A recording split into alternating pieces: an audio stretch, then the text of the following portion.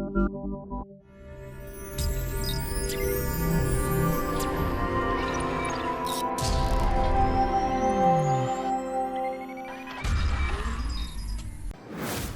hello everyone. This is Satish Mo, working as Assistant Professor in Commerce, Government First Grade College, Madigeshi. Welcome to the Karnataka's LMS, a comprehensive digital learning management system which is brought to you by Department of Collegiate and Technical Education, Government of Karnataka.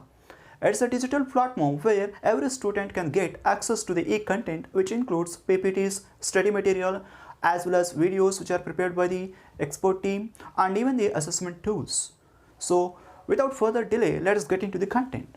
Dear students, in this video, Sir is going to discuss on essentials of a valid check and its honoring by paying banker. Stay attentive and don't skip the video till end.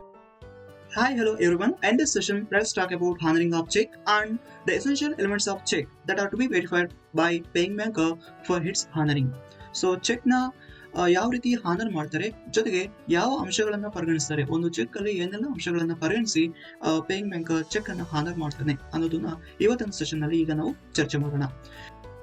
See, before getting into the main content, let us recall the meaning of check that we have learned in the negotiable instrument unit. Negotiable instrument unit ಅನ್ನ ಚರ್ಚೆ ಮಾಡುವಾಗ ನಾವು different type of negotiable instruments ಅನ್ನ ನೋಡಿದ್ವಿ. Cheque, bills of exchange, promissory note, like that. So ಈಗ cheque ನ ಒಂದು meaning ಅನ್ನ ರೀಕಾಲ್ ಮಾಡ್ಕೊಳ್ಳೋಣ, because it is quite essential to know the meaning of cheque, to recall the meaning of cheque before discussing the topic of honouring of cheque. So cheque ಅನ್ನ honour ಮಾಡೋದು ಯಾವ ರೀತಿ ಅನ್ನೋದನ್ನ ಚರ್ಚೆ ಮಾಡಬೇಕು ಅಂದ್ರೆ before that we should understand, we should recall the meaning of cheque that we have learned in the negotiable instrument unit. So the meaning goes like this, as you could see over the screen. Check refers to a negotiable instrument that contains an unconditional order to the bank to pay a certain sum mentioned in the instrument from the drawer's account to the person to whom it is issued or to the order of the specified person or the bearer. So check ಅನ್ನೋದು ಒಂದು negotiable instrument, ಅದು ಬರಹದ ರೂಪದಲ್ಲಿರುವಂತಹ ಒಂದು negotiable instrument. ಅದರಲ್ಲಿ ಒಂದು unconditional order ಅನ್ನು ಹೇಳಿರ್ತಾರೆ, ಅದು ಒಂದು ಪರ್ಟಿಕ್ಯುಲರ್ ಬ್ಯಾಂಕರ್ ಮೇಲೆ ಆ ಒಂದು ಅನ್ಕಂಡೀಷನಲ್ ಆರ್ಡರ್ ಅನ್ನ ಹಾಕಿರ್ತಾರೆ ಅಂಡ್ ಅಲ್ಲಿ ಒಂದು ಪರ್ಟಿಕ್ಯುಲರ್ ಅಮೌಂಟ್ ಅನ್ನ, ಸರ್ಟೆನ್ ಸಮ್ ಆಫ್ ಮನಿಯನ್ನ ಮೆನ್ಷನ್ ಮಾಡಿರ್ತಾರೆ. ಆ ಒಂದು ಪರ್ಟಿಕ್ಯುಲರ್ ಅಕೌಂಟ್ ಇಂದ, ಅಂದ್ರೆ ಯಾರು ಆ ಇನ್ಸ್ಟ್ರುಮೆಂಟ್ ಅನ್ನ ಬರಿತಾ ಇದ್ದಾರೋ ಆತನ ಒಂದು ಪರ್ಟಿಕ್ಯುಲರ್ ಅಕೌಂಟ್, ಅದನ್ನ ಡ್ರಾವರ್ ಅಂತ ಕರಿತೀವಿ. ಸೊ ಆ ಡ್ರಾವರ್ ನ ಅಕೌಂಟ್ ಇಂದ ಆ ಒಂದು ಪರ್ಟಿಕ್ಯುಲರ್ ಅಮೌಂಟ್ ಅನ್ನ ಒಂದು ಪರ್ಟಿಕ್ಯುಲರ್ ವ್ಯಕ್ತಿಗೆ ಅಥವಾ ಆತನ ಆದೇಶದ ಮೇರೆಗೆ ಒಂದು ಪರ್ಟಿಕ್ಯುಲರ್ ವ್ಯಕ್ತಿಗೆ ಅಥವಾ bearer, in case of bearer cheque ಆದಲ್ಲಿ, in case of bearer instrument ಆದಲ್ಲಿ ಬೇರರ್ಗೆ ಆ ಒಂದು ಅಮೌಂಟ್ ಅನ್ನ ಸಲ್ಲಿಸಿ ಅಂತ ಹೇಳ್ಬಿಟ್ಟು ಒಬ್ಬ ವ್ಯಕ್ತಿ ಒಂದು ನೆಗೋಷಿಯಬಲ್ ಇನ್ಸ್ಟ್ರುಮೆಂಟ್ ಅನ್ನ ಒಂದು ಪರ್ಟಿಕ್ಯುಲರ್ ಬ್ಯಾಂಕರ್ ನ ಮೇಲೆ ಬರ್ದಿದ್ದೆ ಆದ್ರೆ ಅಂತ ಒಂದು ಇನ್ಸ್ಟ್ರುಮೆಂಟ್ ಅನ್ನ ನಾವು ಚೆಕ್ ಅಂತ ಕರಿತೀವಿ. That we have studied in the previous negotiable instrument unit. So simple ಆಗಿ ಹೇಳೋದಾದ್ರೆ, negotiable instrument if it contains an unconditional order drawn on a particular banker, signed by the maker, directing the banker to pay a certain amount to a particular person or to his order or to the bearer of instrument. So such kind of negotiable instrument is known as check. ಯಾವ ಒಂದು negotiable instrument ಒಂದು particular bank ನ ಮೇಲೆ ಹಾಕಿ ಆ ಒಂದು particular ಬ್ಯಾಂಕರ್ಗೆ ಒಂದು unconditional order ನ ಹಾಕಿ ಆ ಒಂದು ಪರ್ಟಿಕ್ಯುಲರ್ ಅಮೌಂಟ್ ಅನ್ನ ಒಂದು ಪರ್ಟಿಕ್ಯುಲರ್ ವ್ಯಕ್ತಿಗೆ ಅಥವಾ ಅದನ್ನ ಯಾರಿಗೆ ಸೂಚಿಸ್ತಾನೋ ಆ ಒಂದು ಸೂಚಿಸಿರುವಂತ ವ್ಯಕ್ತಿಗೆ ಕೊಡಿ ಅಂತ, ಅಥವಾ ಆ ಬೇರೆ ಇನ್ಸ್ಟ್ರುಮೆಂಟ್ ಅದಲ್ಲಿ ಆ ಬೇರೆಯವರಿಗೆ ಅಮೌಂಟ್ ಅನ್ನ ಕೊಡಿ ಅಂತ ಸೂಚಿಸಿರುವಂತಹ ಒಂದು ನೆಗೋಷಿಯಬಲ್ ಇನ್ಸ್ಟ್ರುಮೆಂಟ್ ಗೆ ನಾವು ಚೆಕ್ ಅಂತ ಕರಿತೀವಿ. So these are the things that we have studied in the negotiable instrument unit. Now we should understand how the paying banker is going to honor the check and what actually honoring of check and what essential elements of the check to be considered for honoring the check. So let us see. See, honoring of check and dishonoring of check, these are the words that we can hear very often from the banker. See, banker ಪ್ರತಿಯೊಂದು ಸನ್ನಿವೇಶದಲ್ಲೂ check ಅನ್ನ honour ಮಾಡಬೇಕು, ಪ್ರತಿಯೊಂದು ಸನ್ನಿವೇಶದಲ್ಲೂ check ಅನ್ನ dishonour ಮಾಡಬೇಕು ಅಂತ ಏನೂ ಇಲ್ಲ. Paying banker, depending upon the context and depending upon the situation and by having the reference of all the essential elements and by taking the precautions, he is going to decide whether the check must be honored or must be dishonored. So paying banker ಪ್ರತಿಯೊಂದು ಅಂಶವನ್ನ ಕೂಲಂಕುಷವಾಗಿ ಪರಿಶೀಲಿಸಿ precaution ತಗೊಂಡು procedure ಅನ್ನ follow ಆಗಿ ಆ check honour ಮಾಡಬೇಕಾ ಅಥವಾ dishonour ಮಾಡಬೇಕಾ ಅಂತ ಖಚಿತಪಡಿಸ್ಕೊಂತಾನೆ. ಸೊ ಇಲ್ಲಿ honouring of cheque and dishonouring of cheque should be understood by each and every student. What is honoring of check? Honoring of check is nothing but payment of the amount of check to the payee by the paying banker then that check is to be honored and that is called honoring of check. ಯಾವಾಗ ಒಂದು check ನ amount ಅನ್ನ ಪೇಯಿಗೆ paying banker ಕೊಡ್ತಾನೋ ಅದನ್ನ honouring of check ಅಂತ ಕರಿತೀವಿ. ಅಂತ ಒಂದು check ಅನ್ನ ಹಾನರ್ಡ್ ಚೆಕ್ ಅಂತ ಕರಿತೀವಿ. If the paying banker is going to refuse the payment of check to the payee because of some loopholes in the check, so that kind of check is said to be dishonored check and that process is called as dishonoring of check.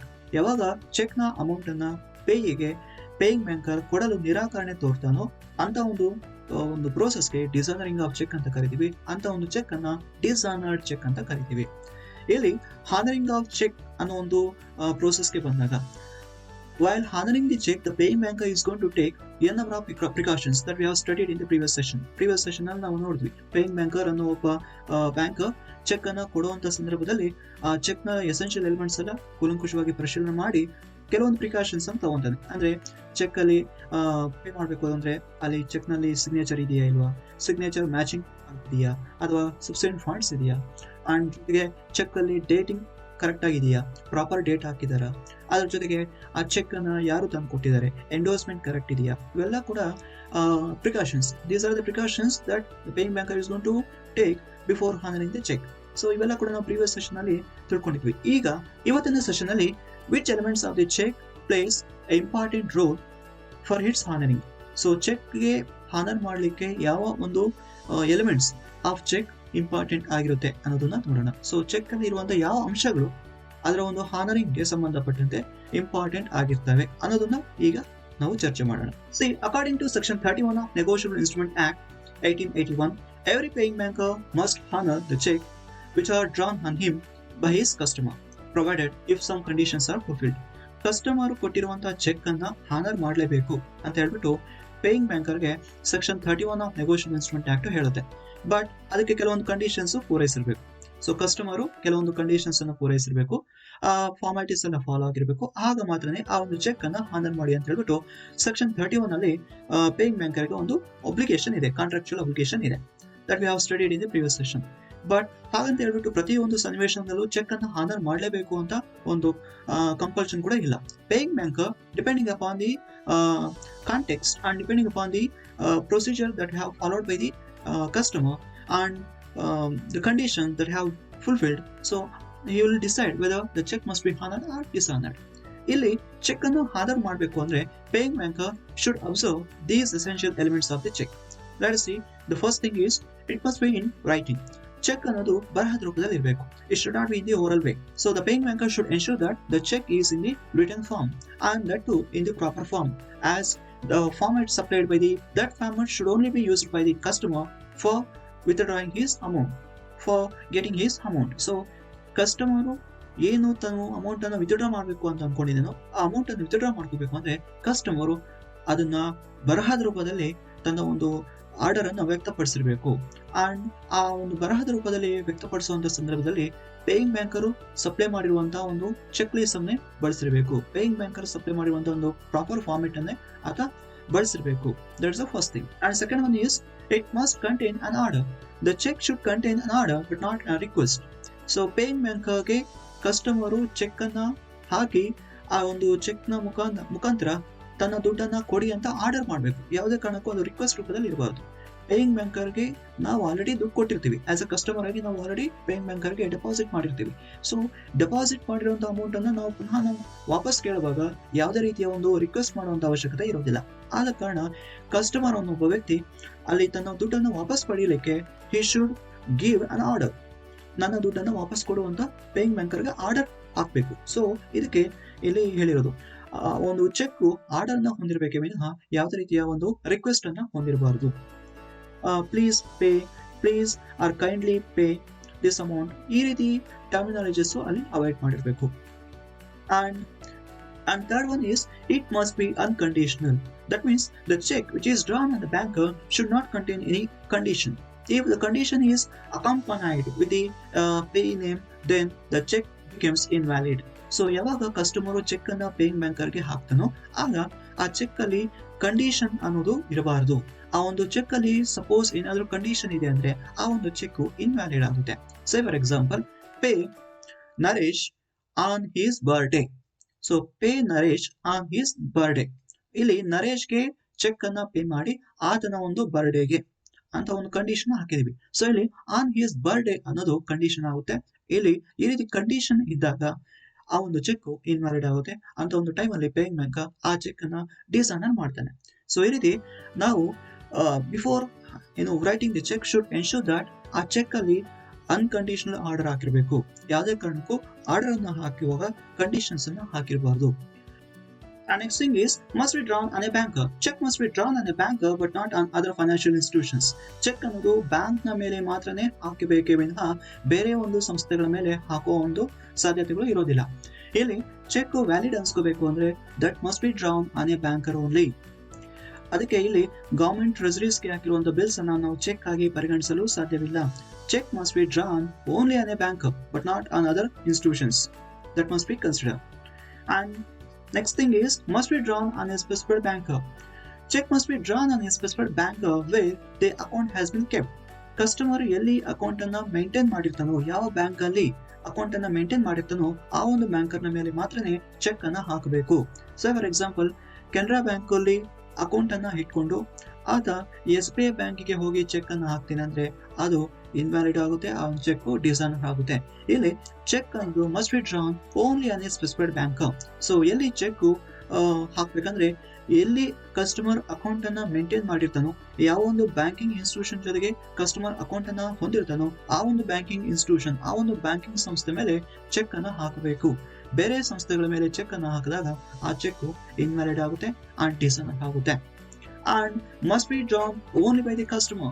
That means the check must be drawn on the banker, that too only by his customer. Customer ಮಾತ್ರನೇ check ಅನ್ನ ಹಾಕಲಿಕ್ಕೆ ಅರ್ಹನಾಗಿರ್ತಾನೆ. Simple ಆಗಿ ಹೇಳ್ಬೇಕಂದ್ರೆ account ಅನ್ನ ಯಾರು maintain ಮಾಡಿರ್ತಾರೋ bank ಜೊತೆಗೆ ಆತನನ್ನ ನಾವು ಕಸ್ಟಮರ್ ಅಂತ ಕರಿತೀವಿ. ಸೊ ಕಸ್ಟಮರು ಚೆಕ್ ಅನ್ನ ಹಾಕಲು ಅರ್ಹನಾಗಿರ್ತಾನೆ, ತನ್ನ ದುಡ್ಡನ್ನ ವಾಪಸ್ ಪಡೆಯಲು ಹಕ್ಕನ್ನು ಹೊಂದಿರ್ತಾನೆ. ಸೊ ಇಲ್ಲಿ section 31 of negotiable instrument act ಕೂಡ ಅದೇ ಹೇಳುತ್ತೆ. The person has kept the account, that person is known as customer and he has the right to receive his amount, his own amount. So ತನ್ನ ಒಂದು ದುಡ್ಡನ್ನ ವಾಪಸ್ ಪಡೆಯಲಿಕ್ಕೆ ಅದಕ್ಕೆ ಹಕ್ಕಿದೆ. ಸೊ ಆ ಹಕ್ಕನ ಮೇರೆಗೆ ಕಸ್ಟಮರು ಆ ಒಂದು ಅಮೌಂಟ್ ಅನ್ನ ವಾಪಸ್ ಪಡೆಯಲಿಕ್ಕೆ ಚೆಕ್ ಅನ್ನು ಹಾಕಬಹುದು. ಸೊ ಇಲ್ಲಿ ಕಸ್ಟಮರ್ ಅನ್ನೋ ಒಬ್ಬ ವ್ಯಕ್ತಿ ಮಾತ್ರನೇ ಚೆಕ್ ಅನ್ನ ಹಾಕಬೇಕು ವಿನಃ ಬೇರೆಯವರು ಅಂದ್ರೆ ಅಕೌಂಟ್ ಅನ್ನ ಹೊಂದಿಲ್ದಿರುವಂತಹ ವ್ಯಕ್ತಿಗಳು ಬಂದು ಚೆಕ್ ಅನ್ನ ಹಾಕ್ತೀನಿ ಅಂದ್ರೆ ಅಂತ ಒಂದು ಚೆಕ್ಸ್ ಇನ್ವ್ಯಾಲಿಡ್ ಆಗುತ್ತೆ. And next thing is must be signed by the drawer. Check must be compulsorily signed by the drawer. That means maker. Cheque ಅನ್ನ ಯಾರು ಬರ್ದಿರ್ತಾರೋ, ಚೆಕ್ ನ ಒಂದು ಸಂಬಂಧಪಟ್ಟಂತಹ ಅಕೌಂಟ್ ಯಾರು ಮೇಂಟೈನ್ ಮಾಡಿರ್ತಾರೋ, ಸೊ ಅಲ್ಲಿ ಅಂತ ಒಂದು ಕಸ್ಟಮರ್ ಇಂದ ಅಥವಾ ಅಂತ ಒಂದು ಮೇಕರ್ ಇಂದ ಅಥವಾ ಅಂತ ಒಂದು ಡ್ರಾವರ್ ಇಂದ ಆ ಚೆಕ್ ಗೆ signature ಹಾಕಲ್ಪಟ್ಟಿರಬೇಕು. If the check bears the signature of the drawer, then only it becomes valid. If the check doesn't bear the signature of the drawer, then it becomes invalid, and that check cannot be honored at the paying banker branch. So paying banker na ಕಡೆಯಿಂದ ಆ ಒಂದು check honour ಆಗ್ಬೇಕು ಅಂದ್ರೆ ಆ ಒಂದು check ನ ಮೇಲೆ ಯಾರು ಅಕೌಂಟ್ ಅನ್ನ ಮೇಂಟೈನ್ ಮಾಡಿರ್ತಾರೋ, ಸಿಂಪಲ್ ಆಗಿ ಹೇಳ್ಬೇಕಂದ್ರೆ ಚೆಕ್ ಅನ್ನ ಯಾರು ಬರ್ದಿರ್ತಾರೋ ಆ ವ್ಯಕ್ತಿಯಿಂದ ಆ ಒಂದು ಚೆಕ್ ಗೆ ಸಿಗ್ನೇಚರ್ ಅನ್ನು ಹಾಕಿರ್ಬೇಕು. ಇಲ್ಲಿ ಸಿಗ್ನೇಚರ್ ಅನ್ನ ಹಾಕುವಾಗ ಪೆನ್ ನ ಮುಖಾಂತರ ಸಿಗ್ನೇಚರ್ ಹಾಕ್ಬೋದು. ಕೇವಲ ರಬ್ಬರ್ ಸ್ಟಾಂಪ್ ನ ಮುಖಾಂತರ ನಾವು ಸಿಗ್ನೇಚರ್ ಹಾಕ್ತೀವಿ ಅಂದ್ರೆ that cannot be accepted. Rubber stamp signature will not be valid from the point of the paying banker. So in practical life you can see that rubber stamp signature will not be entertained by the paying banker. Thus the signature plays a vital role in handling of the check. That signature must be made by the maker of the check. And next thing is must be for money only. Check must be drawn on a particular banker seeking only money but not anything else. Cheque ಅನ್ನೋದು banker ನ ಮೇಲೆ ಹಾಕ್ಬೇಕು. ಕೇವಲ ಮನಿಯನ್ನ ಕೊಡಿ ಅಂತ ಸೂಚಿಸುತ್ತಾ ಹಾಕ್ಬೇಕು ವಿನಃ ಬೇರೆ ವಸ್ತುವನ್ನ ಕೊಡಿ ಅಥವಾ ಬೇರೆ ಏನೋ ಒಂದು ಕೊಡಿ ಅಂತ ಸೂಚಿಸಿ ಚೆಕ್ ಅನ್ನ ಹಾಕುವಂತ ಸಾಧ್ಯತೆಗಳು ಇರೋದಿಲ್ಲ. ಅಂತ ಚೆಕ್ಸ್ ಇನ್ವ್ಯಾಲಿಡ್ ಆಗುತ್ತೆ. ಅದಕ್ಕೆ ಇಲ್ಲಿ for example give 1 kg gold, give 5 kg gold or give a computer, ಈ ರೀತಿ ಸ್ಟೇಟ್ಮೆಂಟ್ಸ್ ಅನ್ನ ಹಾಕಿ ಚೆಕ್ ಅನ್ನ ಬರೆದಾಗ that cheque becomes invalid because cheque must be containing an unconditional order, that too with regard to money only. And next one is must be for a certain sum of money. Check must contain a certain sum of money and should be stated both in words and figures, and that must be matched. ಇಲ್ಲಿ check ಅನ್ನೋದು ಒಂದು certain amount ಅನ್ನ ಕೊಡಿ ಅಂತ ಸೂಚಿಸಿ ಒಂದು ಆದೇಶವಾಗಿರಬೇಕು and ಆ ಒಂದು ಅಮೌಂಟ್ ಸರ್ಟೇನ್ ಆಗಿ ಇರಬೇಕು, ಅಂದ್ರೆ ಎಕ್ಸಾಕ್ಟ್ ಆಗಿರಬೇಕು, ಒಂದು ಅಕ್ಯುರೇಸಿ ಆಗಿರಬೇಕು. ಇನ್ನ ಸಿಂಪಲ್ ಆಗಿರ್ಬೇಕಂದ್ರೆ ಖಚಿತವಾಗಿ ಒಂದು ಮೊತ್ತವನ್ನು ಹಾಕಿರಬೇಕು. ಅದು ಬೋತ್ ವರ್ಡ್ಸ್ ಅಂಡ್ ಫಿಗರ್ಸ್ ಅಲ್ಲೂ ಕೂಡ ಹಾಕಿರಬೇಕು, ಅಂದ್ರೆ ಪದಗಳಲ್ಲೂ ಗೊತ್ತಿರಬೇಕು ಮತ್ತೆ ಸಂಖ್ಯೆಗಳಲ್ಲೂ ಕೂಡ ಅದನ್ನ ತೋರಿಸಿರ್ಬೇಕು. ಇಲ್ಲಿ ವರ್ಡ್ಸ್ ಮತ್ತೆ ಫಿಗರ್ಸ್ ಅಲ್ಲಿ ಅಮೌಂಟ್ ಮಿಸ್ ಮ್ಯಾಚ್ ಆದಾಗ ಚೆಕ್ ಡಿಸೈನರ್ ಆಗುತ್ತೆ. ಸೊ ಕಸ್ಟಮರ್ ಚೆಕ್ ಅನ್ನ ಬರೆಯುವಂತಹ ಸಂದರ್ಭದಲ್ಲಿ ಅದನ್ನ ಸ್ವಲ್ಪ ಜಾಗರೂಕತೆನಾಗಿ ಬರೀಬೇಕು. ಅಂದ್ರೆ ಚೆಕ್ ನ ಅಮೌಂಟ್ ಬೋತ್ ವರ್ಡ್ಸ್ ಮತ್ತೆ ಫಿಗರ್ಸ್ ಅಲ್ಲಿ ಟ್ಯಾಲಿ ಆಗೋ ರೀತಿ ಕರೆಕ್ಟ್ ಆಗಿ ಎಕ್ಸಾಕ್ಟ್ ಆಗಿ ಬರೀಬೇಕು. So for example, pay any amount, pay some amount, ಈ ರೀತಿ ವರ್ಡ್ಸ್ ಅನ್ನ ಬಳಸಿ ಚೆಕ್ ಅನ್ನ ಹಾಕಿದಾಗ ಅಲ್ಲಿ ಅಮೌಂಟ್ ನ ಒಂದು ಅಕ್ಯುರೇಸಿ ಇಲ್ಲ, ಅಮೌಂಟ್ ನ ಒಂದು ಸರ್ಟೆನಿಟಿ ಇಲ್ಲ. ಅಂತ ಒಂದು ಸನ್ನಿವೇಶದಲ್ಲಿ ಚೆಕ್ ಡಿಸೈನರ್ ಆಗುತ್ತೆ. ಸೊ ಅದಕ್ಕೆ ಪೇಯಿಂಗ್ ಬ್ಯಾಂಕರ್ಗೆ ಚೆಕ್ ಅನ್ನ ಹಾಕುವಂತ ಸಂದರ್ಭದಲ್ಲಿ ಕಸ್ಟಮರ್ ಚೆಕ್ ನ ಮೇಲೆ ಸರ್ಟೈನ್ ಅಮೌಂಟ್ ಅನ್ನ ಹಾಕಿರಬೇಕು. And next one is must be payable on demand only. Cheque must be payable only on demand. So cheque ಅನ್ನೋದು ಬ್ಯಾಂಕರ್ ಹತ್ರಕ್ಕೆ ಎತ್ಕೊಂಡೋಗಿ ಅಮೌಂಟ್ ಅನ್ನ ಕೊಡಿ ಅಂತ ಡಿಮ್ಯಾಂಡ್ ಮಾಡಿದ್ರೆ ಮಾತ್ರನೇ ಆ ಒಂದು ಚೆಕ್ ಅನ್ನ ಪೇಯಿಂಗ್ ಬ್ಯಾಂಕರ್ ಪೇ ಮಾಡ್ತಾನೆ. ಅದನ್ನ ಇಲ್ಲಿ ಪೇಯಬಲ್ ಓನ್ಲಿ ಆನ್ ಡಿಮ್ಯಾಂಡ್ ಅಂತ ಕರಿತೀವಿ. That means check must be taken to the banker and he should see the check and he should satisfy with all elements of the check, then only he will pay the amount of the check. And next thing is must be payable to certain person or to his order or bearer of the check. Check must be payable only to a certain person. ಯಾರಿಗೆ ಅಲ್ಲಿ ಸೂಚಿಸಲಾಗಿದೆಯೋ, pay to Naresh, pay to Sunil, ಈ ರೀತಿ ಯಾರಿಗೆ ಸೂಚಿಸಲಾಗಿರುತ್ತೋ ಆ ವ್ಯಕ್ತಿಗೆ ಅಲ್ಲಿ ಆ ಒಂದು ಚೆಕ್ ನ ಮೊತ್ತವನ್ನು ಪೇ ಮಾಡಬೇಕು. And if the endorsement has happened on the backside of the check, then the last owner, that means the ultimate owner of the check, will be entitled to receive the amount of the check. So paying banker ಯಾರು last, that means endorsement ನ ಕೊನೆಯಲ್ಲಿ ಯಾರು ಇರ್ತಾರೋ ಆ ವ್ಯಕ್ತಿಗೆ ಆ amount ಅನ್ನ ಸಲ್ಲಿಸಬೇಕಾಗುತ್ತೆ. In case of bearer cheque ಆಗಿದ್ದಲ್ಲಿ ಆ ಒಂದು ಚೆಕ್ ಅನ್ನ ಯಾರು ತಂದು ತೋರಿಸಿರ್ತಾರೋ ಆ ಒಬ್ಬ ಬೇರರ್ಗೆ ಆ ಒಂದು ಚೆಕ್ ಅನ್ನ ಮೊತ್ತವನ್ನು ಪೇ ಮಾಡಬೇಕಾಗುತ್ತೆ. The paying banker is going to verify each and every element of the check before its honoring. Thank you so much for watching complete video. Hope you enjoyed this session also. And please inform your friends to log on to the Karnataka LMS, which is at free of cost, to get the access to the e-content which is brought to you by Department of Collegiate and Technical Education, Government of Karnataka. I'll be back with one more interesting content in the next session.